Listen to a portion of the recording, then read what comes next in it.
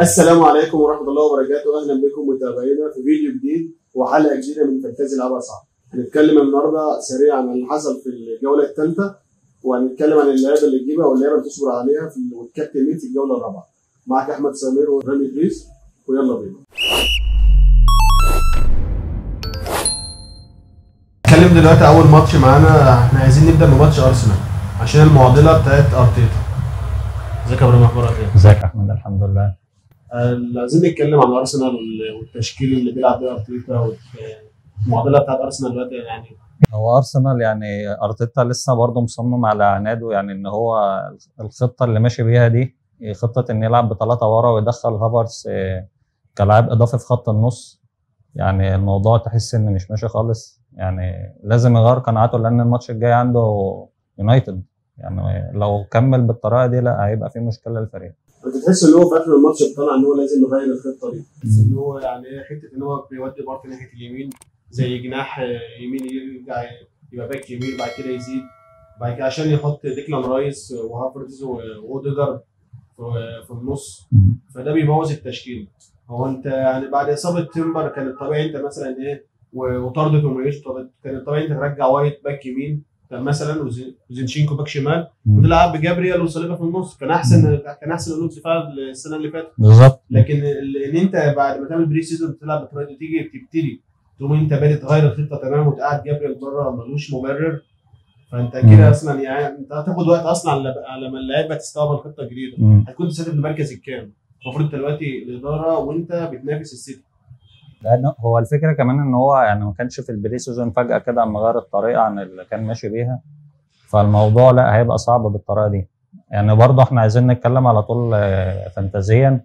الناس اللي مع اوديجارد يعني انا اعتقد ان انت ده وقت ان انت تبيعه. اللاعب يعني في اخر 3 ماتشات المساهمه الاهداف المتوقعه منه 6/10، فده يعني لا في اوبشنز كتير احسن منه في السعر ده وكمان اقل كمان. هو حتى الجون اللي جابه الجون البلانتي يعني ساكا كده اداها له جدعنه كده منه.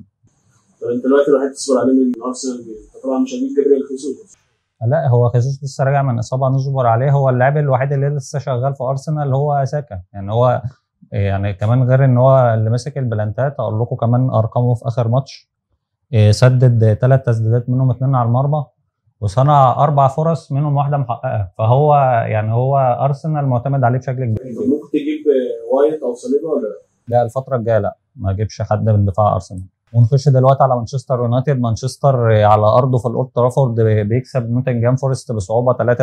احنا اللي يهمنا دلوقتي فانتازيا برونو زي ما قلنا الحلقه اللي فاتت هو اخطر واحد في مانشستر. يعني هو ارقامه لحد الان في 3 اسابيع اللي فاتت هو اكتر لاعب في الدوري صنع فرص محققه ب4 فرص، واكتر لاعب صنع فرص عموما بعد جروس وبعد ميتوما. فهو انا شايف ان انت اللي صبر عليه يعني كافئوا الماتش اللي فات ب 12 نقطة بجون واسيست، وكان ممكن يطلع بأكتر من كده. زي ما احنا كانت الناس كلها بتروح تبيع لعيبة مانشستر، كنا احنا قلنا في الحلقة اللي فاتت اصبروا عليهم. بالظبط.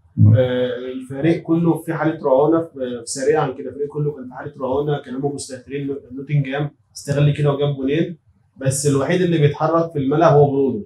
راشفورد تحس ان هو بيلعب على الواقف كده، يعني جاب عمل 2 اسيست، بس الوحيد اللي فيه روح بتلاقيه في كل حتة في برونو. حتى لو الماتش الجاي مانشستر ضد ارسنال لو انت معاك حد منهم اصبر عليه الاثنين دفاعهم سيء فهيبقى فارق.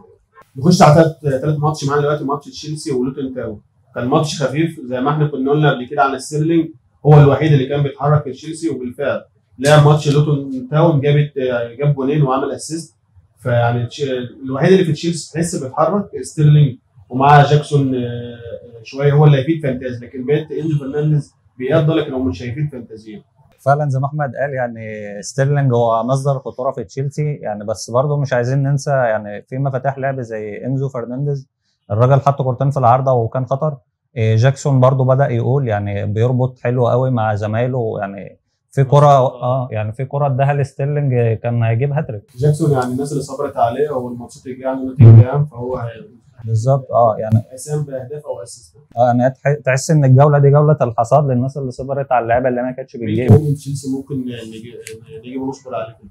هو يعني احنا برضو اللي كان معاه تشيلو في كوره جات له يا جماعه، كان يعني هو خلاص هو الجون، بس هو فضل يباصيها لستيرلينج بس يعني ما وصلتلوش. فهو لا يعني تشيلو برضو لسه خطره بيزيد قدام. وانزو فرنانديز انت شايف ان احنا نجيبه ولا احنا نبعد عنه عشان مش هيجيب فانتازي؟ هو مش عارف، ممكن تصبر عليه شويه يعني، بس هو بدأ يعني في علامات ان هو الراجل بيلعب بيه قدام، يعني ان هو بيخلي كايسيدو وجالاجر ورا وهو بيديله الحريه قدام، حاجه كده شبه الدور بتاع اريكسن لما كان في توتنهام معاه. اخر حاجه جوستو نجيبه ولا هو مثلا مش هيبقى بيلعب على طول؟ هو جوستو بسعر 4 ممكن تروح له، ان هو اوبشن حاجه رخيصه ممكن يبقى موجود وممكن تلعبه ان انت لو عايز توفر. وبما اننا كنا بنتكلم ان تشيلسي بيلعب لوتن تاون، فلوتن تاون الماتش الجاي عندهم ويست هام. نخش بقى على ويست هام الماتش اللي فات يعني قفلوا ورا جامد قوي قدام برايتون، يعني لعبوا ب5 ورا ولعبوا على المرتدات وعرفوا يكسبوا. فهنتكلم في جزئيه معينه اللي هي الجنب اليمين عند ويست هام، اللي هو الناحيه الشمال عند لوتن دي تشيلسي استغلها. هي اللي ستيرلينج عارف يخترق فيها وجاب فيها الجولين بالظبط. فهو انت الماتش الجاي عندك بوين بيلعب في الحته دي وبسعر 7 ممكن. طبعا ده مشكله في الدفاع في الثغره دي ثغره. اه فهو يعني بوين انت عايز تقول ان هو بوين لو حد معاه بوين يشبر الماتش ده. بالظبط. ستيرلينج بالظبط، يعني انا شايف ان دي نقطه ضعف في لوتون ممكن نستغلها. طب تفتكر ماتش برايتون والخساره امام ويست هام، تفتكر كان ماتش مثلا وراح لحاله ولا الفتره الجايه مستواه ما ينزل شويه؟ هو برايتون واضح ان هو هيبقى عنده مشكله في الفرق اللي هتتكتل ورا، لان انت فقدت كايسيدو وماكاليستر، الاثنين دول كانوا بيلعبوا بين الخطوط وبيفكوا اي ضغط انت او حتى فعلا كان متكتل ورا. كان في تقريبا في الدقيقه 60 ولا مش فاكر الدقيقه كام، كان في 300 تمريره لبرايتون مقابل 65 تمريره بس كلها تمريرات بقى عرضيه ان انت مش عارف تخترق، هم محتاجين حد في خط النص برضه. مين اللعيبه المتالقه اللي تبص عليها في برايتون غير مارش ومتوما؟ حاليا يعني في جروس دلوقتي، جروس زي ما قلنا اكتر واحد في الدوري صنع فرص ب 14 فرصه. هو بدون فجاه يعني يعني هو من زمان يعني متألق معاهم، بس هو السنه دي اخد دور متاخر شويه فتلاقيه مش ظاهر برده قد كده. بس هم ماتشاتهم اللي جايه هتبقى بدات تبقى صعبه شويه، فانا اعتقد ان انت تبعد عنهم. يعني لو انت عندك واحد يبقى كفايه بس. يعني انت لو معاك حد اصبر عليه، لكن ما تروح لهمش دلوقتي. دلوقتي يا جماعه نخش على ماتش استون فيلا وبرنلي. يعني برضو زي ما قلنا الحلقه اللي فاتت على ديابي الراجل كان خطير واللي صبر عليه كافر. وهي طبعا استاذ ماتي كاش اللي هو يعني عشان قعدته على الدكه قلب كافو، يعني حسب الله ونعم الوكيل. 17 بونت. انا الحمد لله. لو واضح ان يوناي امري هيلعب خطتين الموسم ده، هيلعب في الماتشات اللي بره ارضه هيلعب 4-3-3 وبعد كده يلعب في ماتشات ثانيه 3-5-2. واضح ان لما يلعب 3-5-2 يبقى ماتي كاش ولوكاس دين هيجي لهم زي جناحات طايره، هيخش منطقه الجزاء، هيبقى لهم تعليمات بالزياده في الهجوم زي ما حصل في الماتش اللي فات. كاش كان لما يكون جناح او مهاجم ثالث في منطقه الجزاء، وده كفى ان هو جاب جولين وكان ممكن يقدم اكتر من كده. ونخش دلوقتي على ماتش قمه الجوله نيوكاسل وليفربول. ليفربول بعد ما اتاخر في النتيجه واتطرد منه فان دايك عرف يرجع في النتيجه ويعمل ريمونتادا. يعني انا شايف ان الريمونتادا دي هتفرق في مسيره الفريق بعدين، يعني بعيدا عن الفانتزي. انت رايك يا احمد؟ داروين نونيز اللي كلوبهم قعدوا على الدكه ده اخبر غلط. كلوب هو السبب في اللي بيوصل له ليفربول من تعنت في افكار ليه. بالظبط. هو فعلا معتقدات هو بيحاول مصر عليها وهي غلط. كنت انت قاعد تقول لي لا هو في جوتا وفي مثلا بيعوضوه جاك وبتاع، كنت قلت لك لا نونيز لو نزل يبقى اخطر. هو انا كان هو حته جوتا ماشي انا متفق معاك فيها، بس هو انا كنت بتكلم عن ان هو في خط النص ما كانش عنده لاعب رقم 6، فهو كان بيضطر يشقلب الفرقه ويلعب جاكبو. السبرنت بتاعه والانطلاق بتاعه ان هو يجري يقتحم الدفاع كده وياخد الكره من مره واحده ويشوط، حتى لو بيضيع ما عندكش في ليفربول حد بيعمل كده. جوتا سرعته ما فيش، جاكبو الوحيد اللي كان بيعمل كده، بس طبعا فرق كبير من سرعه نونيز وسرعه جاكبو. بالظبط. ده كلام في نقطه نونيز. الصراحه نيوكاسل ضيعت مكسب، وخصوصا يعني السبب في ده تالق اليسون بيكر. بالظبط. وكلوب عرف يدير الماتش في الاخر احسن من مدرب نيوكاسل ايدي هاو، وضيع الفوز من ايديه، وده ليفربول عرف يكسب الماتش. شفت الكره اللي شالها اليسون من الميرون؟ هو المدرب اللي ايدي هاو بيقول لك ده احسن خط شفته في حياتي. يعني الكره راحه صدها من قوته خبطت في العارضه وطلعت. نخش دلوقتي على ماتش مانشستر سيتي وشيفيلد يونايتد. السيتي كسب 2-1 رغم ان انا مضيع ضربه الجزاء. بس واضح ان هيبقى في مشكله للسيتي، للفرقه اللي هتعمل بلوك دفاعي مش هتهاجم خالص، خصوصا مع اصابه كيفن دي بروين اللي هو كان مفتاح اللعب للسيتي. فانت عندك في السيتي هالاند، انت كده كده معاك هالاند، الفاريز لازم يبقى معاك، فودن يعني حتى لو قاعد على الدكه لازم يبقى معاك، في اثنين يعني يبقى روتيشن كده ما بينهم لو انت عايز تجيب حد، في رودري في والكر. هو بالنسبه لفودن الماتش اللي فات على فكره، اللي هو مساعد المدرب طلع قال لك ان كان عنده التهاب في المعده، فده السبب ان هو ما بداش. فهو واضح ان هو يبدا الماتش الجاي، لو معاك ما تبيعوش. اصبر على فودن، بس انا شايف الفاريز دلوقتي كبديل لجواو بيدرو، حتى لو هو غالي شويه بس هو فورمه عاليه دلوقتي، كمان ماسك الكور الثابته فانت هتستفيد منه. دلوقتي يا جماعه نتكلم عن ماتش ايفرتون وولفز. الماتش خلص 1-0 لولفز، يعني ما فيهوش كلام كتير. هو ايفرتون واضح ان هو عنده مشكله بعد غياب كالفرت لوين، ما فيش المهاجم اللي هو يخلص الفرص. هم صاحب بيوصلوا كتير، بس عندك دانجوما وعبد الله الدوكوري الاثنين بيحاولوا يعوضوا الفراغ ده، بس بيوصلوا بيضيعوا. والجون حتى اللي جاي كان غلطه كارثيه من بيكفورد، اللي معاه بيكفورد يا جماعه خلاص ما تستناش على الراجل ده، مش هيجي منه كلين شيت. هو سواء بيكفورد او اي حد من بتاع ايفرتون ما تستناش منه ايه. بالظبط بيع. نخش دلوقتي يا جماعه على ماتش برنتفورد وكريستال بالاس. ماتش انتهى 1-1، يعني ما فيهوش برده كلام كتير. الماتش كان مقفل من الناحيتين. كريستال بالاس يعني فرقه عنيده قوي. عايزين بس سريعا نستعرض ارقام ويسا ومبيومو. ويسا سدد كورتين، الاثنين كانوا بره المرمى وجات له فرصه محققه ضيعها. مبيومو صنع فرصتين وما جالوش حاجه. انا شايف ان هو الماتش الجاي ممكن تصبر عليهم شويه، يعني هم عندهم وولفز هوم، ممكن تستنى عليهم. انا شايف بس اخر حاجه بالنسبه لكريستال بالاس، هو انت بعيد عن الفرقه ذات نفسها، انت الماتش الجاي هوم، فانت لو معاك ميتشل، لو اي حد معاه ميتشل اصبر معاه الماتش ده، وانا شايف ان هو هيأدي كويس. دلوقتي يا جماعه هنخش على فقره اللعيبه اللي انت ممكن تبيعها واللعيبه اللي انت ممكن تجيبها. بالنسبه لي رقم واحد اوديجارد.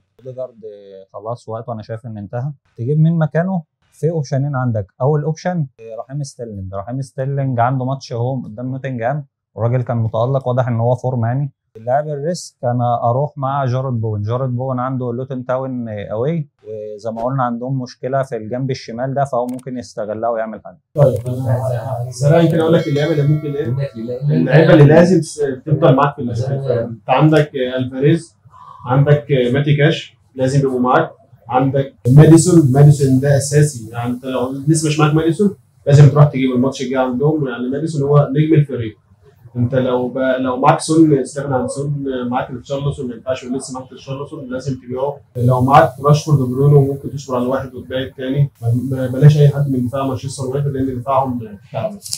دلوقتي يا جماعه بس عايز اتكلم عن نقطتين. اول حاجه بخصوص الوالد كارد، يعني اللي لو حد شايف مثلا ان فرقته بايظه خالص وعايز يلعب الوالد كارد، انا رايي تصبر، لان بعد الجوله اللي جايه دي في توقف دولي، فاللعيبه اللي انت هتدخلها فرقتك دي ممكن انت مش ضامن هل هترجع من منتخباتها سليمه ولا لا. تاني نقطه، في تغييراتك لازم تشوف اللاعب اللي انت بتمشيه قبل اللاعب اللي انت بتجيبه. يعني اقول لكم مثالين مثلا من الجوله اللي فاتت دي. يعني انا في واحد صاحبي قال لي على واتكنز يبيعه ويجيب جاكسون، انا قلت له استنى عليه. واتكنز في اول 3 جولات جاب 5 نقط، في كل جوله جاب 5. جاكسون جاب 7 صحيح، بس هو باعه وجاب 5، يعني هو الفرق نقطتين مش حاجه. برضه نفس الكلام بالنسبه لراشفورد وبرونو، يعني احنا قلنا نصبر عليهم. في ناس راحت جابت ماديسون جاب 10، برونو جاب 12 وراشفورد جاب 8، فهو فرق مش كبير يعني. فهو لازم تشوف مين اللاعب اللي انت بتمشيه قبل ما اللعيبه اللي انت بتجيبها. ندخل دلوقتي على اخر فقره معانا، كابتن مين. احنا عندنا الكابتن الاساسيه المضمونه ابراهيم. احنا عندنا اول حاجه هالاند هيلعب فولام، وعندك رحيم ستيرلينج وكان جاب جولين هيلعب نوتنجهام، فانت كابتن رحيم ستيرلينج. مين كمان ممكن تبص عليه يا ابراهيم؟ طيب انا اتفق مع احمد فعلا، هو هالاند طبعا لان بيلعبوا هوم في الاتحاد، وبعديه بالترتيب كده رحيم ستيرلينج. ثالث واحد ممكن اروح مع لويس دياز، عندهم ماتش قدام استون فيلا هوم، وفي دفعه معنويه بعد الفوز على نيوكاسل، فانا شايف ان هم ممكن يستغلوا الموضوع ده، والماتش على انفيلد ممكن يطلع لك بسكور. او برضه الكابتن اللي انا شايفها يعني بعد هالاند، يعني لو انت عايز تاخد ريسك شويه ماديسون شايف ان هو يعني هو نجم فريق توتنهام يجي بالظبط. هو فعلا توتنهام ماديسون كل حاجه معاه.